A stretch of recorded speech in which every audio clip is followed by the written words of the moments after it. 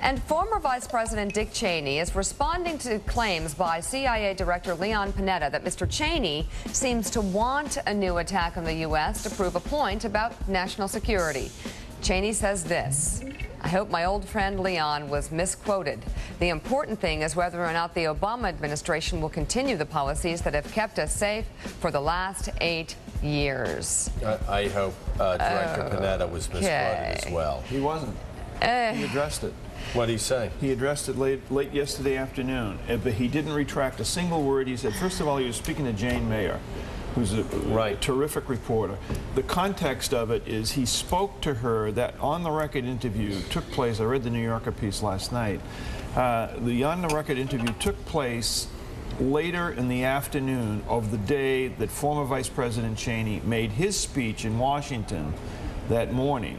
Remember, a couple of weeks ago? Yeah. So clearly, what he said was in a moment when he was outraged at what he heard coming from the former Vice President. But you say he didn't take it back. He did not take it back. He still thinks that Dick Cheney wants Americans to die to gain political points. No. That's what the statement says, Mike. There's no, you know what, there is no airbrushing this statement. Leon Panetta says it looks to him like Dick Cheney wants Americans to die for political gain. Well, he clarified that, Joe, in the statement that they issued late yesterday afternoon. It pretty much tantamount said, you know, he certainly doesn't think the Vice President, former Vice President, thinks that.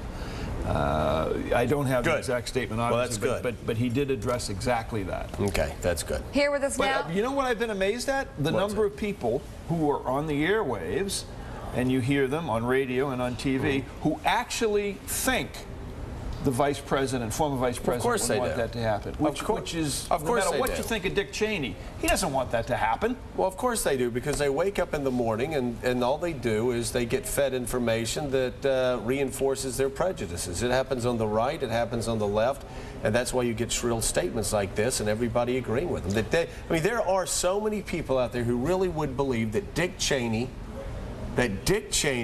wants Americans to be killed for his own political gain. I don't think that, but I do have an opinion about his speaking out. I'm saying there are a lot of people out there who believe that, just like there are people out there who believe that Barack Obama is deliberately wrecking the economy with his economic policies because he hates America. I mean, the intensity on both sides, the radicalism on both sides, that's fed again by people going to a certain channel that reinforces their pre-existing prejudices, and then turning on a radio show that reinforces their existing prejudices, and then going online to a website that reinforces their pre-existing prejudices, without hearing any diverse voices like we have around this table every morning. That's why you get these extremes. It's terrible for American politics. Here's what would have helped, in my opinion. I think he should have gone after the White House and said, please talk to me. I have information that will help you. I can work with you behind the scenes like Condoleezza Rice. And then when the White House turned him down, which did not happen. You don't know that. We asked his daughter. And his daughter said and made himself available. I would like to hear from them. We tried to talk to the White House. We reached out to David Axelrod. We reached out to Hillary Clinton, and nobody would talk to us, and therefore I feel I must speak to the American people. We didn't get that. Mika, you didn't listen to Liz Cheney. That would have made it a little better. You didn't listen to Liz Cheney, who said that her father told them that he was available anytime. We'll have to replay that because I heard it differently. I heard he said, I'm available. Sort of. We'll replay it. Here with us now, NBC News White House correspondent Savannah Guthrie. Savannah, chime into the conversation. What's the talk at the White House this morning pertaining to this? Yeah, well, picking up on what you've been talking about, it's interesting to see the White House reaction. And on one hand, they're sort of distancing themselves from what Panetta said, because, of course, we saw what the Vice President said on Meet the Press on Sunday, never question a man's motives. And the statement from Robert Gibbs mirrored that language yesterday. At the same time, they're supportive of Panetta. And behind the scenes, what you hear is the point that Mike Barnicle just made, which is, look, Panetta made this statement when it was more timely. It was the day that Cheney and the president gave those dueling speeches.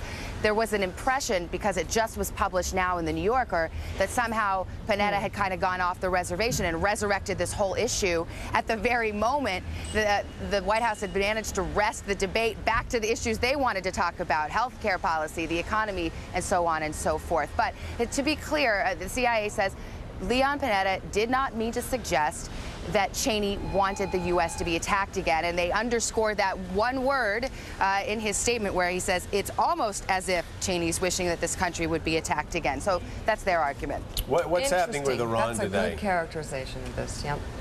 What's happening on Iran today at the White House? Well, you've obviously been talking about what the president said and very carefully parsed words. It'll be interesting to hear him, if we hear from him again. He's got actually a meeting on another hot spot, North Korea, when he meets with South Korea's President Lee Myung-bak a little bit later. They're going to have a press availability, so it's likely he'll be asked about Iran. But of course, you saw the president really walking the line, expressing support for the democratic movements in Iran, for the folks who had gone out and cared so much about this election and feel disenfranchised by it, but at the same time recognizing that the Iran policy of the United States has to continue unabated. If they have to deal with Ahmadinejad, so be it. All right. Savannah, thank you so much. And to you, Savannah Guthrie, really thanks very much. Oh, and our thanks to Jonathan. Can we keep Jonathan here? We haven't talked to him enough. I would like to. Well, my dad is coming. Dad will. It's fun watching the show, though. Fighting for the chair, Jonathan. You guys want to share it? Yeah, we'll see. Okay. All right, yeah, Jonathan, thanks so much. And by the way, I'm going to say this about Dick Cheney. It's interesting, you know, Nancy Pelosi took Dick Cheney on, and and something's happening here. And people need to be careful that go after Cheney. Remember when all this started?